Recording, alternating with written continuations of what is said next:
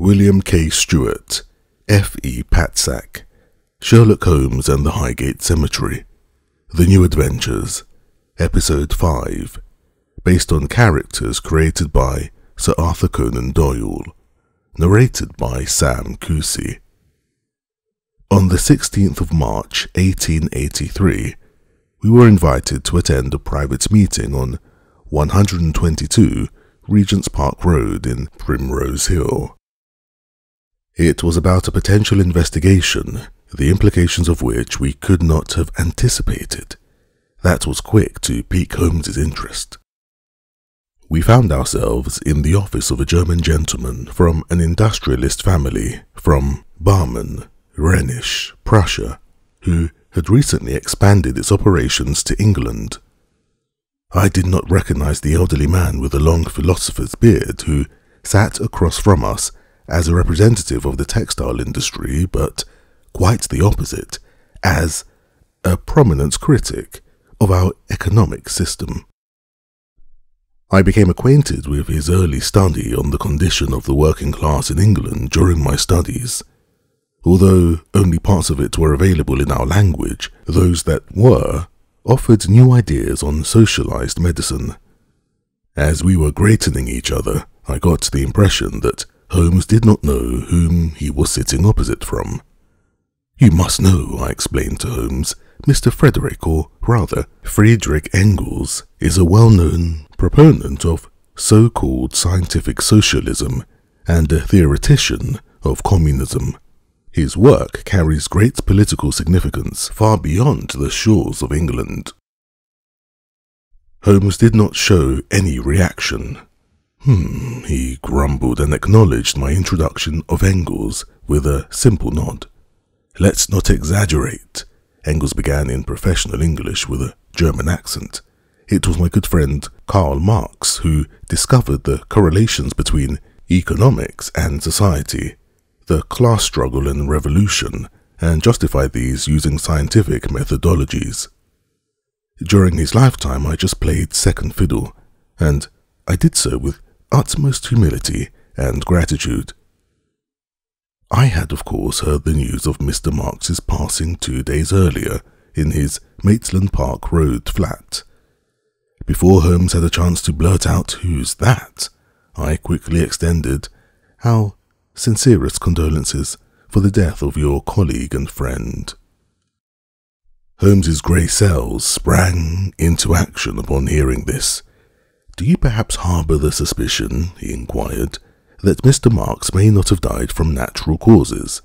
Are we here to investigate a potential capital crime?" "A crime has indeed been committed," Engels repeated. "However, it has nothing to do with the recent death of Mr. Marx. He's been ill for nearly all his time in exile here in London. Cigarettes, alcohol, and long, reckless work hours deep into the night exhausted his health. It is most regrettable and a heavy blow to the proletariat around the world that the work of Marx has ended prematurely, but it is no great surprise. So, there is no reason to question the cause of death?" I interjected. Engels shook his head. "None at all, Dr. Watson," he said. "His stomach, liver, skin and lungs were damaged. Various stays at health resorts, from Carlsbad to Algiers, only brought him limited or temporary relief. In the end, Marx succumbed to bronchitis, as stated in his death certificate." "Well, if that's the case," I argued, "then I don't quite know what we can do for you. What sort of crime did you wish us to investigate?" Engels hesitated briefly, stroking his beard, before answering. "Theft. It's a case of theft." It has long been an open secret that Karl Marx had lived in precarious financial circumstances, which is why Engels repeatedly supported him with large sums of money. For this reason, it did not make immediate sense to me what kinds of valuable objects could have been stolen from his possession, so I dug deeper. "To my knowledge, Mr. Engels, Mr. Marx did not have all too many possessions," I remarked. "Quite right," Engels replied and tapped his temple. His wealth was concentrated in his mind. His thoughts, his insights were invaluable.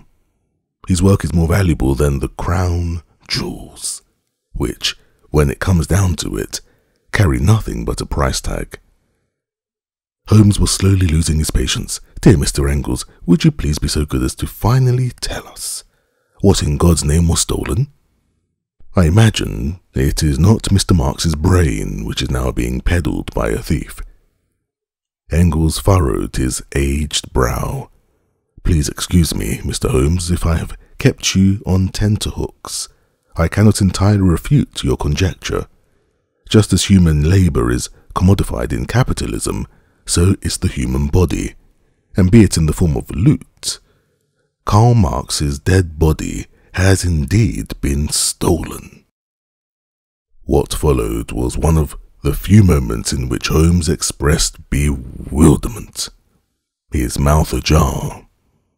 I found his speechlessness amusing, then interrupted the silence. "You mean to tell us," I asked, "that the corpse has disappeared?" "That's right," confirmed Engels. "It appears his body was stolen from the funeral parlour last night." "Remarkable," muttered Holmes, who slowly regained his composure. "Who does such a thing, and why?" "Now, gentlemen," Engels continued, "I harbour the hope that you are the ones who can get to the bottom of this. Money is no issue. Feel free to set your own fee. That's the one problem. The other one is that the funeral has been scheduled for tomorrow at Highgate Cemetery. Guests have already arrived from the continent. It would be somewhat dishonourable to have to bury an empty coffin. It is my belief, therefore, that we must prioritise the return of Marx's mortal remains." "Of course," I answered. "When we find the body, however, we will certainly be at the heels of the culprit." Holmes nodded affirmingly, but he still wore a dreamy look, for the theft of a prominent corpse was a case after his own heart. Bizarre, mysterious, and presumably complex. "Before you get to work, however," Engels said emphatically as he rose from his chair, "I have another important request. Karl Marx's funeral and his legacy are of immense importance to the proletarian and socialist movements the world over. I would therefore ask you to be as discreet as possible in this matter. The press mustn't find out about this."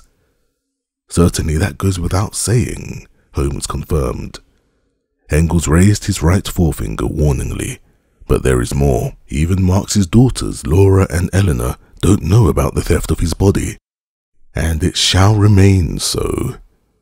The sisters have just lost their father after having lost their mother and elder sister. The same goes for Marx's housekeeper, Miss Helena de Muth." "I understand," Holmes replied. "Since the body was not taken from the home, we won't need any witness testimonies, and we can rule out the three ladies anyhow." Ignoring his last comment, which was undoubtedly correct from an analytical standpoint, yet a trifle inappropriate, I focused on the first step of our investigation. "We will first carefully inspect the funeral parlour. Would you agree?" Engels nodded, picked up a sealing card from his desk and handed it to me. Zerlinfrieden Funerals was written on it, along with an address close to Highgate Cemetery. On the coach ride to Camden, where the monumental cemetery sits on Highgate Hill, Holmes sat silently, head bowed, sorting his thoughts. When he finally looked up, I asked him impatiently, "Well, Holmes, what do you think?" "This is certainly no regular abduction," he answered. "Those usually aim to extort a ransom, which is why their victims must be kept very much alive. I don't believe that this is a case of extortion. If it were, Mr. Engels would have received a ransom letter." I waited a few seconds for Holmes to share additional and more practicable insights with me, but that did not occur. I spontaneously clapped my hands and called out, "That's all, Holmes, if you're trying to make a fool of me."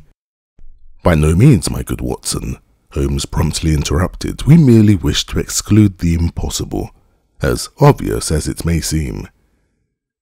I was still not reassured. Yes, if that is so, I began, then we can very well rule out other scenarios too. Mr. Marx will also not rise on the third day as the proletarian messiah and ascend to heaven, which he does not believe in. It's just as unlikely that he will parade through the streets of London as a resurrected Jamaican voodoo zombie. Holmes would not be provoked. We shall hope so, for his sake and for the sake of his surviving daughters, he answered dryly. And yet, someone found it appropriate to abduct his body. We can, however, be sure of the fact that we are searching for more than one perpetrator. One alone could only have done this with considerable difficulties, especially at night. A crime like this needs to be well organized and carried out swiftly and stealthily. A point for Holmes, and so an initial assessment of the circumstances surrounding the theft had been established. It was also evident that the perpetrators had planned the operation with great care, which indicated that these were professional criminals, and it was not some indiscriminate, impulsive act, the likes of a macabre prank. Our coach finally arrived at Zeelenfried's funeral parlour, which was located at the south end of Swain's Lane, a road that ascends a steep hill, splitting the cemetery in two parts, an older west and younger east side, connected only via tunnel. The parlour was rather small. Despite the many funerals held at the neighbouring cemetery, business seemed to be struggling. The owner greeted us personally. He had no employees. He introduced himself as Jacob Zeelenfried, an elderly Jewish gentleman from Prague. Here in London, his customer base consisted primarily of immigrants of all faiths. "It's a catastrophe," he groaned, clasping his hands and looking towards the sky, or the ceiling rather. "For once I'm blessed with the good fortune of having a prominent customer. I make him look nice so that he is handsome for the funeral, lay him in a velvet-lined coffin, and then he disappears, just like that. Such a pity." Mr. Zeelenfried was visibly shaken. The loss, literally, of a customer, and such a valuable one at that, seemed difficult for him to digest. "Mr. Zeelenfried," Holmes began, "unfortunately we must ask you some questions about the regrettable loss of your customer Karl Marx." "Yes, if you must," he replied resignedly. "It is what it is." "Have you ever lost a body before?" Holmes asked. The funeral director took offence to the question. "What are you implying? Never in 37 years. Everyone knows at Zeelenfried's you can rest assured you'll be faithfully prepared for eternal peace. Amen." Holmes nodded compassionately and scanned the parlour. There were no security measures against burglary to be seen. All the perpetrators needed to do was break the window besides the door, reach through it, and open the lock from the inside. There were no other doors in the parlour. "I see," Holmes remarked. "Your parlour is not particularly well secured against unauthorized entry. All you have is a plain deadbolt." Zeelenfried was still distressed. "Of course. Why would I expect such a thing? What kind of low-grade dimwits break into a funeral parlour to steal a defenceless corpse? How idiotic!" I could not contain my smile. "Actually," I interjected, "we don't necessarily believe that idiots were at play here. The more likely scenario is that we are dealing with a team of professionals who have put much thought into the preparation and execution of this crime." Zeelenfried looked perplexed and waved me off. "Professionals in what?" he asked. "In applied stupidity, perhaps. They stole a man's corpse, albeit beautifully dressed by myself, but still, just a corpse. I'm ruined. Just imagine if word of this gets out. Zeelenfried lost a body? That's not exactly a very good reputation. A catastrophe is what it is. Now Holmes seemed to struggle to contain a smile. He then quickly tried to console the poor man. "Do not worry," he said earnestly. "Your client, Mr. Engels, does not want this to get out into the open. That's why he entrusted the investigation to Dr. Watson and me, and not to the police. And we assure you that the press will not learn of this. But you must help us." Zealandfried sighed audibly. "How can I help you?" he asked. "Someone broke in. The customer is gone. That's it. Period." Holmes paused and thought. Then he asked the funeral director, "Could you please show us the empty coffin from which Mr. Marx's body was abducted?" Zealandfried agreed with a grumble as he walked to the back of the parlour where various coffins lay atop tables. He waved at us to follow, then froze. "Why did you say empty?" he asked unexpectedly. "Didn't Mr. Engels tell you? The coffin wasn't left empty at all." Holmes furrowed his brow. "How so?" Zealandfried shook his head and said, "Come, see for yourself." He walked to one of the coffins, apparently Marx's, opened the lid, and looked at us dolefully. Like I said, idiots. We walked up to the coffin. What we saw was indeed perplexing. The coffin was filled to the top with books. Holmes picked up one of the books and read the cover out loud. Das Kapital, Kritik der politischen Ökonomie by Karl Marx. He opened the book, turned a page and continued. Second edition, Hamburg, 1872. I also took one of the books into my hands. It was the same German edition of Marx's foundational work.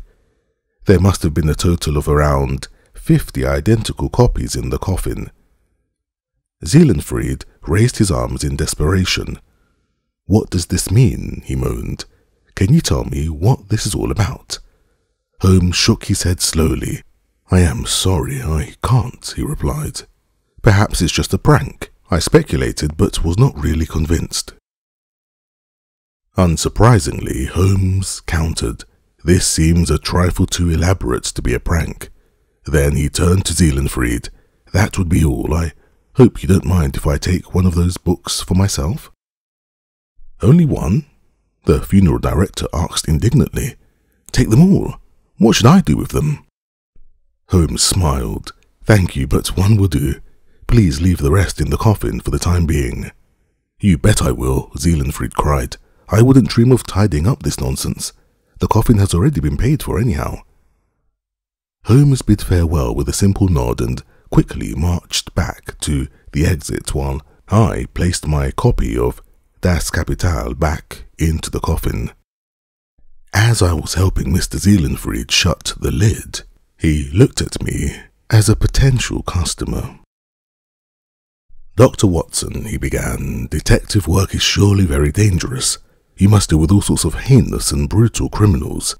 Have you ever considered getting your affairs in order in case you, God forbid, die in the line of duty? I could make you a good offer. Full service, washing, shaving, combing, embalming, clothing, coffin, funeral with bouquets and wreaths. Best price guaranteed in all North London." Although Zealandfried was not entirely wrong to contemplate these things, I was averse to organizing my premature demise. "Thank you for the offer," I answered politely. "However, I'm not currently planning to depart this life. Perhaps another time. Good day." I made my way to catch up with Holmes. I was almost at the door when I heard the funeral director call. "Think about it. When you're dead, it's too late." The long ride back to Mr. Engels' office on Regent's Park Road was rather monosyllabic. Holmes leafed through the 600-plus paged Der Kapital, at times absent-mindedly and other times frenetically. Every now and then he sounded out a German word. He nodded frequently, shook his head sporadically, and laughed twice. He then snapped the book shut, looked up, and announced, "I understand." I did not even try to hide my surprise. "What do you understand, Holmes?" I asked dutifully. "It's relevance, my dear Watson," he explained. "It is a most astute analysis. If what he writes is true, then our current economic and social system indeed cannot continue to be justified. No wonder that Marx's opponents wish to bury the book together with the author." I did not quite know what to think, particularly as multiple questions popped up in my head at the same time. For now, I just wanted to ask one. "Holmes, did you really read the whole book during the ride?" "Most of it," Holmes replied. "You're obviously not familiar with the diagonal reading method. I got an overview on Mr. Marx's economic concepts. And there is one thing that seems certain. This capitalism of which he speaks is the most intelligent and organized form of thievery in human history, and all within the framework of the law. Quite remarkable." I had to laugh. "For heaven's sake, Holmes," I cried, "have you become a socialist now?" Holmes shook his head soberly. "There is nothing in this book about socialism," Holmes explained and put it down.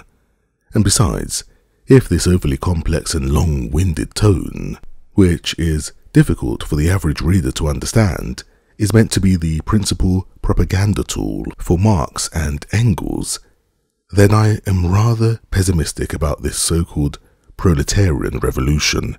No worker will ever understand it." "I can comfort you in this regard," I reassured. "Socialist literature is as ubiquitous as sand on the beach. It even comes in trivial, understandable formats. Mr. Engels would surely be glad to give you a catchier pamphlet." Holmes shook his head. "I personally have no use for it. I understood Mr. Marx. His observations are scientifically correct. I just question whether the great philosopher also considered that it is one thing to analyze the world, but a vastly different thing, and that is what matters, to change it." I wanted to bring up Engels again, just as our coach arrived at its destination. Back at the German industrialist and communist's office, Engels introduced us to a guest who had since arrived. The gentleman was a contemporary of Engels with a similar beard and eyes. "Mr. Holmes, Dr. Watson," said Engels, "may I introduce you to my old friend Mr. Wilhelm Liebknecht, parliamentarian in the German Reichstag for the Socialist Workers' Party." Liebknecht rose from his chair and shook our hands. His English was quite understandable since he, as we later found out, had spent several years in exile in London, where he met Marx and Engels over 30 years ago. Mr. Liebknecht, Engels explained, travelled here from Leipzig as quickly as he could. He is scheduled to hold a speech at the funeral tomorrow, representing the German working class. "Aren't there anti-socialist laws in effect in the German Reich? Are you even legally free to practice your profession?" I asked Liebknecht. "Quite right," Liebknecht replied. "Bismarck's socialist laws prohibit any kind of officially organized political activities. I, however, was voted into Parliament directly, so as long as I don't act in the name of the party, everything is officially legal." "You must know," Engels added, "Mr. Liebknecht and his comrade August Bebel are very successful in Germany in spite of the government's repression. They are exemplary for the global socialist movement." "And yet," Liebknecht continued, "arrests, expulsions, raids, and prison sentences are everyday occurrences. We are constantly surveyed. I'm certain that Bismarck has dispatched a couple of secret agents to keep an eye on me here in London. Prussia is everywhere." Holmes, who had been silent, cleared his throat. "Gentlemen," he said assertively, "time is short. Has Mr. Liebknecht been briefed?" "Yes, he has," Engels confirmed. "We can speak freely." "Then I'll get straight to the point," Holmes continued. "Unfortunately, I must inform you that the whole affair has so far proven difficult. Whichever way you look at it, it makes little sense." "Well, one thing seems quite clear," Engels countered. The fact that Marx's body is missing indicates that his scheduled funeral is the target of an act of sabotage. Apparently, Marx's enemies fear him even after death. Certainly, Holmes confirmed, that is a logical conclusion. And if that is the case, all sorts of suspects spring to mind, Liebknecht interjected. There are many who'd be interested in forestalling or obstructing this momentous event. Anarchist troublemakers, for instance. More likely, however, is the involvement of various state actors. It wouldn't surprise me if secret police from the continent were behind this, be it the Russian Okrana or the German Geheimpolizei. Holmes did not answer. Instead, he began pacing in circles, sorting his thoughts. Very well, he announced. If their aim was to prevent the funeral from taking place, we will foil their plan, proceed as scheduled, and see what happens. You want to bury an empty coffin? Liebknecht asked, astounded. Holmes smiled. Why no, the coffin isn't empty, he replied, and laid his copy of Das Kapital on the desk. Despite some trepidation on the parts of Engels and Liebknecht, we decided to go ahead with the plan. Let's face it, we didn't have a better one. The next morning, Holmes went to the cemetery, where he met with the mourners, which, as wished, consisted solely of Marx's relatives and close friends. In addition to the two German socialists who were familiar with the case, the group consisted of Marx's daughter, Helena, and her fiancé, the English socialist Edward Aveling, Marx's sons-in-law, Paul Lafargue and Charles Lelonge, both from France, his housekeeper, Helena de Muth, as well as several others of his closest and oldest friends. Meanwhile, I was tasked with making sure that the coffin arrives at the cemetery safely. Mr. Zahlenfried and I were at his parlour making some final preparations when I got a strange feeling. We never checked to see whether there really were just books inside the coffin, and the fact that it was not left empty could have been a cunning invitation to go ahead with the funeral, just as we had decided to do. Perhaps the perpetrators wished just that, and we fell squarely into their trap. Zahlenfried was not very pleased to see me emptying the coffin book by book. He only began helping after I, having grown slightly annoyed, explicitly asked him to do so. Once we had removed all the books, we discovered an unsettling surprise indeed. 10 sticks of dynamite on the coffin floor. I was upset at myself for our negligence. The dynamite was surely part of some plot. In its unignited state, the dynamite posed no danger to us, as I had to repeatedly assure Zahlenfried. To trigger an explosion, one would have to manually ignite the short wicks, with a match for example, and wait for them to burn down. Naturally, this would have been an impossible task underneath all those books, which is why the purpose of this setup did not make sense to me at first. That's not a very practical death, remarked Zahlenfried, being blasted into pieces by dynamite. What's left to bury? I can tell you, Dr. Watson, even the best funeral directors, and I humbly count myself among them, find these kinds of cases immensely challenging. Once I only had a left foot to work with. That was the last thing I remembered Zahlenfried saying before I was struck on the back of my head with a powerful blow, causing me to drop to the floor and lose consciousness. I regained consciousness in complete darkness and immediately noticed that I was gagged, my arms and legs tied. My head was pounding. I tried sitting up but immediately hit my forehead against something hard. Rolling to the left and to the right, I bumped against the walls on both sides. That is when I realized that I was trapped in a coffin. Since I could not see anything, I tried sharpening my other senses. Although the coffin was lined with fabric, I felt something uncomfortable poking into my back, the sticks of dynamite. I was in Karl Marx's coffin, and it was moving. Slowly, my memory returned. After I had been struck, the following must have occurred. The perpetrators, who returned to Zeelenfried's parlour, knocked us both out and laid me into the coffin. I wonder what happened to poor Mr. Zeelenfried.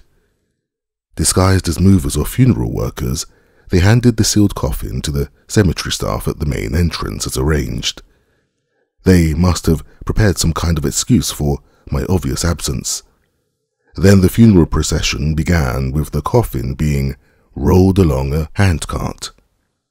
But then I realized the scope of the plot. It was an assault on the funeral procession. One big bang would wipe out the figurehead of the international socialist movement, Mr. Engels, as well as the highest ranks of German and international social democracy. But how to detonate the dynamite beneath me? The only way would be by an initial, smaller explosion that could ignite the sticks of dynamite. This would result in an inferno that hardly any of the mourners, including Holmes, as was occurring to me, could survive. I was merely collateral damage. But where would this explosion take place? My mind was racing. It had to be a spot where the funeral procession would gather, and the perpetrators could detonate an explosive unnoticed. There was only one such spot that came to mind.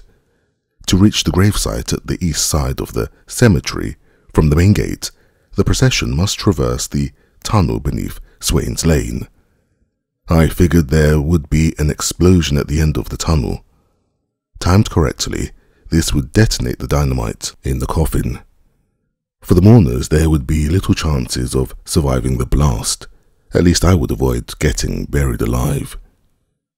My coffin rolled on inexorably over the bumpy cemetery path.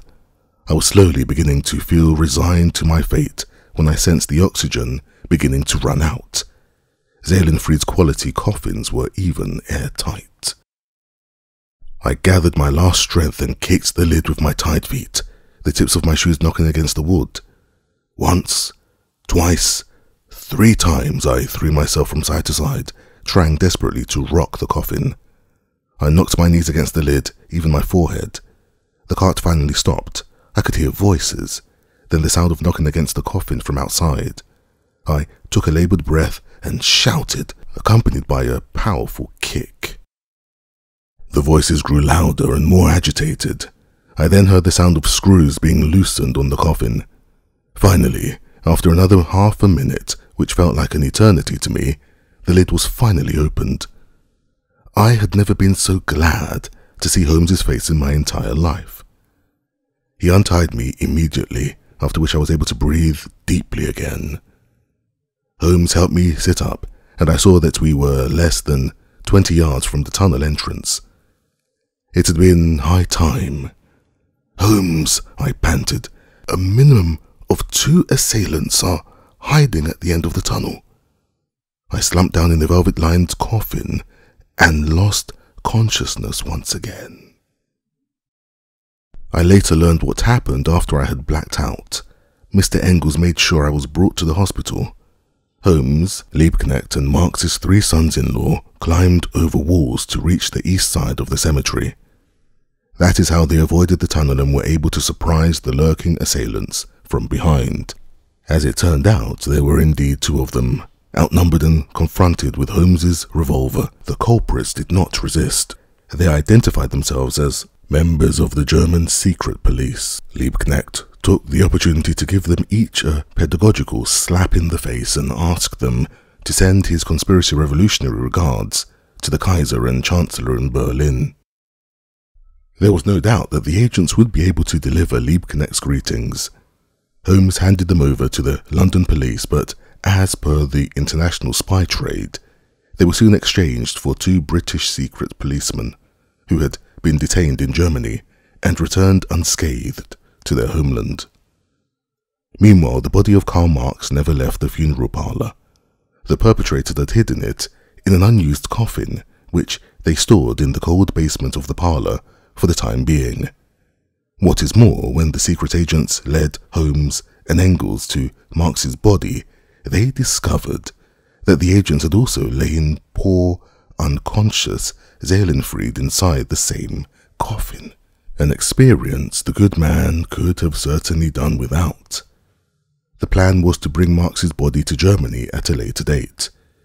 There his body and brain in particular would have been dissected and thoroughly examined in order to gain knowledge on human intelligence and the revolutionary spirit.